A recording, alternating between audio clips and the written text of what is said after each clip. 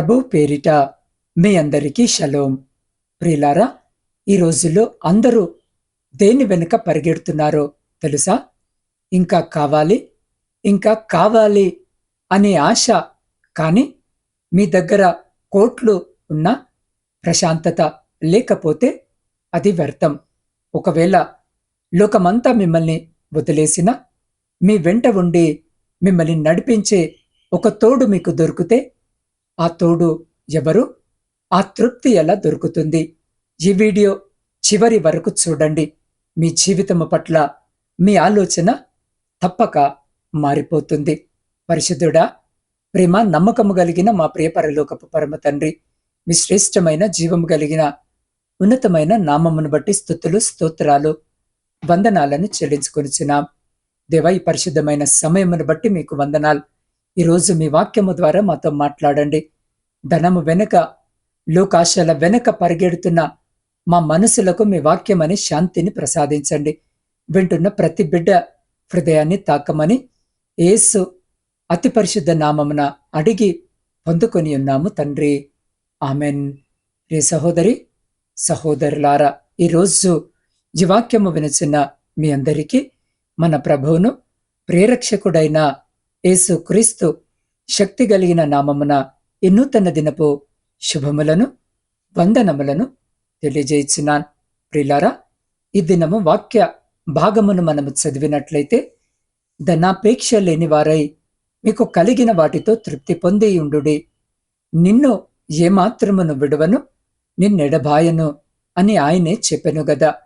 హెబ్రీలకు రాసిన పత్రిక 13వ అధ్యాయము 5వ వచనము. ప్రియులారా, ఈరోజు మనము జీవిస్తున్న ఈ సమాజము ఒక అంతులేని పరుగు పందెముల మారిపోయింది. పొద్దున్న లేచింది మొదలు రాత్రి పడుకునే వరకు మనిషి దేనికోసము ఆరాటపడుతున్నాడో తనకే తెలియడం లేదు. అందరి లక్ష్యము ఒకటే, అది ధనము.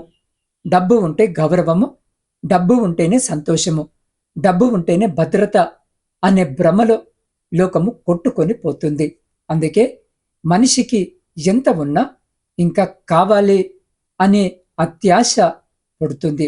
కానీ పరిశుద్ధ లేఖన భాగము ఒక విరుద్ధమైన సత్యాన్ని ఈరోజు మన ముందు ఉంచుతుంది. హెబ్రీలకు రాసిన పత్రిక 13వ అధ్యాయం 5వ వచనములో దేవుడు మనల్ని ధనాపేక్ష లేనివారై ఉండుమని హెచ్చరిస్తున్నారు. ధనాపేక్ష అంటే కేవలము డబ్బు సంపాదించడము కాదు, డబ్బునే దేవుడిగా భావించడము. మీకొక రహస్యము చెప్పనా? సంతృప్తి అనేది మీ బ్యాంక్ బ్యాలెన్స్లో లేదు, అది మీ హృదయ స్థితిలో ఉంది. మీ దగ్గర ఉన్నది తక్కువైనా ఎక్కువైనా దేవుడు మీకిచ్చిన దానితో మీరు ఆనందించగలిగితే మీరు లోకములోనే అత్యంత ధనవంతులు. ఎందుకంటే లోకపు సంపద మిమ్మల్ని ఎప్పుడైనా వంచవచ్చు, కానీ దేవుని వాగ్దానము మిమ్మల్ని ఎన్నడూ వదలదు. ఒక ఊరిలో ఒక ధనవంతుడు ఉండేవాడు. అతనికి ఎన్ని వేల కోట్లు ఉన్నా రాత్రిపూట నిద్ర పట్టేది కాదు. ఒకరోజు అతను తన తోటమాలిని గమనించాడు. ఆ తోటమాలి రోజంతా కష్టపడి సాయంత్రము దేవునికి కృతజ్ఞతలు చెప్పుకొని చెట్టు కింద ఎంతో హాయిగా నిద్రపోయేవాడు. ధనవంతుడు ఆశ్చర్యపోయి ఒకరోజు అతన్ని అడిగాడు, నీకు రేపటి గురించి భయము లేదా? ఇంత తక్కువ సంపదానతో ఎలా ప్రశాంతముగా ఉన్నావు అని. అప్పుడు ఆ తోటమాలి చిరునవ్వుతో తన యజమానితో చెప్పాడు, అయ్యా, నా దగ్గర ఉన్న ధనము రేపుండకపోవచ్చు, కానీ నన్ను సృష్టించిన దేవుడు నాతోనే ఉంటాడు అనే నమ్మకము నాకుంది. ఆయన నన్ను విడువడు, జడబాయడు. ఆ ధైర్యమే నాకు తృప్తినిస్తుంది అని. అవును ప్రియులారా, మన జీవితాల్లో కూడా దేవుడు తోడు ఉంటే లేమిలో కూడా మనము రాజులమే. మనము ఈ భూమిపైన మన జీవనము శారీరకంగా కొనసాగాలి అంటే మనకు కావలసిన కొన్ని ప్రాముఖ్యమైన అవసరతలు తీర్చుకోవాలనంటే ధనము అనేది తప్పక కలిగి ఉండాలి. ఏ దేశమైనా, ఏ ఖండమైనా, ఏ భాషతో రకరకాలుగా పిలిచినప్పటికీ డబ్బుకున్న విలువ ఎప్పటికీ మారదు. అయితే డబ్బును సంపాదించొద్దని, లోకపరమైన సాధారణమైన అవసరాలు తీర్చుకోవద్దని బైబిల్ ఎప్పుడు చెప్పడం లేదు. కానీ ధనాపేక్ష మాత్రము ఏ ఒకరు కలిగి ఉండకూడదు అని అనేక లేఖనముల ద్వారా పరిశుద్ధ లేఖన భాగము సెలవిస్తుంది. ఎందుకంటే అన్ని రకాల సౌకర్యాలతో జీవించడము కంటే, బాగా డబ్బు కలిగి జీవించడము కంటే, కలిగిన వాటితో తృప్తి కలిగి జీవించినప్పుడే ఒక మనిషి జీవితము ప్రశాంతముగా, ఆనందముగా ఉంటుంది. అపోస్తలుడైనటువంటి పౌలు గారు రాస్తున్నారు, నేనే స్థితిలో ఉన్నానో ఆ స్థితిలో సంతృప్తి కలిగి ఉండ నేర్చుకొని ఉన్నాను అని. పౌలు గారు క్రీస్తు యేసుని విశ్వసించిన తర్వాత ఆయన సేవా పరిచర్య నిమిత్తమై అనేక ప్రాంతాలు, పట్టణాలు, దేశాలు విరివిగా తిరగసాగాడు. సువార్త ప్రయాణాల విషయంలో ఆయన ఎప్పుడు వెనకంజ వేయలేదు. యేసు క్రీస్తుతో ఉన్నటువంటి తన శిష్యులైనటువంటి అపోస్తులుల కంటే అత్యధికముగా దేవుని వాక్యాన్ని విస్తరింపజేశాడు అనడంలో ఎటువంటి సందేహము లేదు. అంత గొప్పగా ఎన్నో శ్రమల గుండా, ఎన్నో శోధనల గుండా అతను ప్రయాణము సాగింది. మరి ఉన్న స్థలము నుండి రకరకాల ప్రదేశాలకు వెళ్ళి సువార్త చేస్తున్న పౌలు గారికి అన్ని చోట్ల ఒకే విధమైన ఆతిథ్యము లభించదు కదా. మనమే ఏవైనా 2 ప్రాంతాలు సువార్త నిమిత్తము సందర్శించాము అని అనుకోండి, అక్కడ అది లేదు, ఇది లేదు అని ఫిర్యాదు చేస్తూ ఉంటాం. అటువంటిది పౌలు గారు చాలా ప్రాంతాలు వెళ్ళినప్పటికీ ఏ ప్రాంతంలో తనకి ఇది తక్కువైంది, అది తక్కువైంది అని అనడం లేదు. అలా అని అన్ని సౌకర్యంగా ఉన్నాయి అని కాదు. అతను వాటిని బట్టి సంతృప్తి కలిగి ఉన్నాడు. ఒక సందర్భంలో పౌలు భక్తుడు అంటాడు, నేనున్న స్థితిని ఎరుగుదును, లేని స్థితిని ఎరుగుదును అని. దీన్ని బట్టి మనము పౌలు గారి వద్ద నుండి గ్రహించాల్సింది ఏమిటంటే, మనకు కలిగి ఉన్న వాటితో తృప్తి పొంది జీవించాలి అని. అలా కాకుండా ధనాపేక్ష కలిగి జీవిస్తే ఏమవుతుందో తెలుసా? పరిశుద్ధ వాక్యము సెలవిస్తుంది, ధనవంతులగుటకు అపేక్షించువాడు శోధనలోను, ఉరిలోను, అవివేక యుక్తములను, హానికరమైన అనేక దురాశలలోనూ పడుదురు. అటివి మనుషులను నష్టములోను, నాశనములోను ముంచివేయును అని.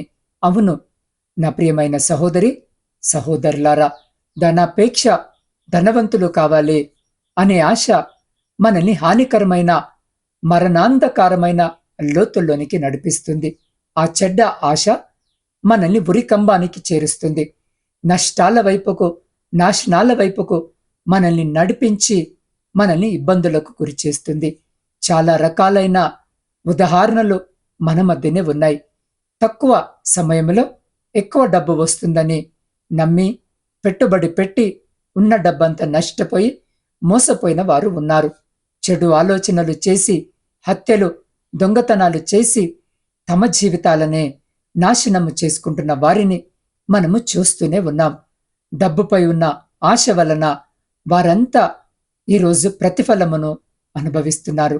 కాబట్టే ఈరోజు దేవుడు లేఖనముల ద్వారా చాలా స్పష్టముగా సెలవిస్తున్నారు, ధనాపేక్ష కలిగి ఉండకూడదు అని.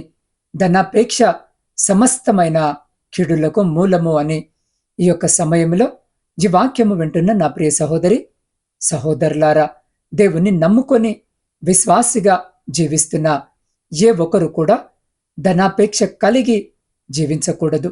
దాని వలన అవమానము, అవహేళన మాత్రమే కాదు, కానీ మనశ్శాంతి కూడా లేకుండా పోతుంది. తృప్తిగా తిననివ్వకుండా, కుటుంబ సభ్యులతో గడపకుండా చేస్తుంది. అంత మాత్రమే కాదు, దేవుని నుండి కూడా మనల్ని దూరపరుస్తుంది. లేఖనములు సెలవిస్తున్నాయి, ధనాపేక్ష వలన కొందరు దానిని ఆశించి విశ్వాసము నుండి తొలగిపోయి నానా విధములైన బాధలతో తమ్మును తామే పొడుచుకొనురి అని. మరి విశ్వాసులైన వారు ధనమును సంపాదించుకోవద్దా అంటే, వాక్యము సెలవిస్తుంది, మోసము చేత సంపాదించుకొను ధనము క్షీణించిపోవును, కష్టము చేసి సంపాదించువాడు తన ఆస్తిని వృద్ధి చేసుకొనును అని. కాబట్టి ప్రియ సహోదరి, సహోదరుడా, మనము ధనముపై అపేక్ష లేని వారమై జీవించాలి. డబ్బును మన అవసరాల కోసము ఉపయోగించుకుంటున్నన్ని రోజులు ఏమీ ఉండదు. కానీ దానిపై ఆశతో కూడబెట్టుకొని ధనవంతులుగా మారిపోవాలనంటే మనకు తప్పకుండా శ్రమలెదురవుతాయి. అందు నిమిత్తమున దేవుని బిడలముగా ఉన్న మనము మనకు కలిగిన వాటితో, దేవుడు అనుగ్రహించిన వాటితో, ఇవ్వబోతున్న వాటితో సమృద్ధి కలిగి, సంతృప్తి కలిగి జీవించాలి. అంతేకాని ఎదుటి వారిని చూసి మనము తప్పుడు మార్గములలో సులువుగా కనబడి చిక్కులు పెట్టే పాపములో మనము పడకూడదు. అవి మనల్ని నాశనము వైపుకు నడిపిస్తాయి. అందు నిమిత్తమున దేవుని ప్రతి బిడ్డ ధనాపేక్ష లేకుండా జీవించువారముగా ఉండాలి. ఆయనకి మహిమకరముగా, మన కుటుంబానికి ఆశీర్వాదకరముగా ఉంటుంది. కాబట్టి ప్రియ సహోదరి, సహోదరుడా, ఈ వాక్యము ద్వారా మనము నేర్చుకోవలసిన గొప్ప పాఠము ఏమిటంటే, మన భద్రత మన ఆస్తిపాస్తుల మీద కాదు, దేవుని వాగ్దానము మీద ఆధారపడి ఉండాలి. నిన్నేమాత్రమును విడువను, నిన్నెన్నడును ఎడబాయను అని దేవుడు సెలవిస్తున్నాడు. ఆయన తన సర్వశక్తిని మన పక్షాన నిలవబెడుతున్నాడు. లోకములో మనకున్న బంధాలు షరతులతో కూడుకున్నవి. మన దగ్గర డబ్బు ఉన్నప్పుడు పలకరించేవారు కష్టాల్లో ఉన్నప్పుడు కనుమరుగైపోతారు. కానీ దేవుడు అలా కాదు. నువ్వు పాపములో ఉన్నప్పుడు, నువ్వు రోగములో ఉన్నప్పుడు, నీవు అప్పుల ఊబిలో ఉన్నప్పుడు కూడా ఆయన నీ చేయి పట్టుకోవడానికి సిద్ధముగా ఉన్నాడు. మనుషులు నిన్ను వదిలేయవచ్చు, పరిస్థితులు నిన్ను ఒంటరి చేయవచ్చు, కానీ పరలోకపు తండ్రి నిన్నెన్నడూ విడిచిపెట్టాడు. ఈ రోజు రాత్రి నువ్వు ప్రశాంతంగా నిద్రపోవచ్చు. ఎందుకంటే నువ్వు ఒంటరివి కావు. నీ వెనుక విశ్వాన్ని సృష్టించిన దేవుడు ఉన్నాడు. కాబట్టి ఇప్పుడు ఈ వాక్యము వినిచిన్న మీ హృదయ అంతరంగాలను ఒక్కసారి పరిశీలించుకొని పరీక్షించుకోండి. మీరు దేని గురించి అతిగా ఆందోళన చెందుతున్నారు? రేపు నా పరిస్థితి ఏంటి? నా పిల్లల భవిష్యత్తు ఏంటి? నాకున్న ఈ తక్కువ సంపదనతో ఎలా బ్రతకాలి అని కుమిలిపోతున్నారా? లేదా లోకపు ఆశల వెనుక పరిగెత్తి పరిగెత్తి అలసిపోయి మనశ్శాంతిని కోల్పోయారా? అయితే ఇప్పుడే ఈ పిలుపును అందుకోండి. యేసు ప్రభు మీ వైపు చూస్తూ, ప్రయాసపడి భారము మోసుకొనుచున్న సమస్త జనులారా, నా యుద్ధకు రండి, నేను మీకు విశ్రాంతినిస్తాను అని పిలుస్తున్నారు. మీ హృదయంలోని ఖాళీని ధనము పూరించలేదు. కేవలము దేవుని ప్రేమ మాత్రమే పూరించగలదు. ఎవరైతే ఈరోజు తమ అసంతృప్తిని, ఆందోళనను దేవుని పాదాల చింత పెట్టి, ప్రభువా, నాకు నీ ఉంటే చాలు నాయనా, నీ తోడు నాకు సర్వస్వము తండ్రి అని ఒప్పుకుంటారో వారందరి మీదకు దేవుని శాంతి ఇప్పుడే దిగి వస్తుంది. మీరు సిద్ధముగా ఉంటే మీ కళ్ళు మూసుకోండి. దేవునితో మీ సంబంధాన్ని ఇప్పుడే పునరుద్ధరించుకొనడానికి మీరున్న స్థితిలోనే మీ రెండు చేతులు ఆకాశము వైపుకెత్తి నాతో పాటి ప్రార్థనలో ఏకీభవించండి. మహాపరిశుద్ధుడవైన మా పరలోకపు తండ్రి, నీ ఘనమైన నామమునకు స్తోత్రాలు. అయ్యా, ఈ నిమిషము వరకు మీ వాక్యాన్ని విన్న ప్రతి బిడ్డను బట్టి మిమ్మల్ని స్తుతిస్తున్నాను తండ్రి. మా చుట్టూ ఉన్న లోకము మమ్మల్ని ధనము వైపు, ఆశల వైపు లాగుతుంది, కానీ మీ వాక్యము మమ్మల్ని తృప్తి వైపు నడిపిస్తుంది. ప్రభువా, ఈ వాక్యము వింటున్న వారిలో ఎవరైతే ఒంటరితనముతో బాధపడుతున్నారో, ఎవరైతే ఆర్థిక ఇబ్బందుల వల్ల కృంగిపోతున్నారో వారందరికీ మీ వాగ్దానాన్ని జ్ఞాపకము చేస్తున్నాను. నేను నిన్నేమాత్రమును విడువను అన్న మీ మాట వారి గుండెల్లో ధైర్యాన్ని నింపునుగాక. వారికున్న స్వల్పమైన వాటితోనే వారు రాజకుమారుల వలె, రాజకుమార్తెల వలె తృప్తిగా బ్రతికే కృపను దయచేయమని వేడుకుంటున్నాను. వారి గృహాల్లో అశాంతిని తొలగించి మీ పరలోకపు నెమ్మదిని కుమ్మరించండి. అయ్యా, ఈ వాక్యము వింటున్న ప్రతి ఒక్కరి జీవితాల్లో ఈ రోజే ఒక నూతన అధ్యాయము మొదలవ్వాలని నేను ప్రార్థిస్తూ ఉన్నాను. ఈ దినము ప్రాముఖ్యంగా నా తండ్రి జన్మదిన, వివాహ వార్షికోత్సవాలు జరిగించుకుంటున్న ప్రతి బిడ్డను మీ నూతన దయా కిరీటం చేత ఆశీర్వదించండి. ఇతరత్ర శుభకార్యాలు జరిగించుకుంటున్న బిడ్డలతో కూడా మీరుండి సంతోషకరమైన కుటుంబ జీవితమును దయచేయమని వేడుకొనుచున్నాం. దేవ, ప్రాముఖ్యముగా క్యాన్సర్ వ్యాధి చేత, గుండె సంబంధిత వ్యాధి చేత, మూర్ఛ వ్యాధి చేత, పక్షవాతము చేత, కిడ్నీ సంబంధిత వ్యాధుల చేత, అయా అంధకార సంబంధమైన శక్తుల చేత పీడింపబడుతూ బాధింపబడుతున్న ప్రతి బిడ్డ కొరకు ప్రార్థిస్తున్నాం. ఇంకా చెప్పబడని అనేక రోగాల చేత నా తండ్రి, ఇదిగో వేదనతో కన్నీరు కారుస్తూ మీ సహాయం కొరకు మీ వైపు చూస్తున్నా ప్రతి బిడ్డను కూడా జ్ఞాపకం చేసుకోండి. మా కొరకు గాయపడిన మీ పరిశుద్ధమైన హస్తముతో తాకి శీఘ్రమైన స్వస్థతను, మంచి ఆరోగ్యమును బిడ్డలకు దయచేయండి.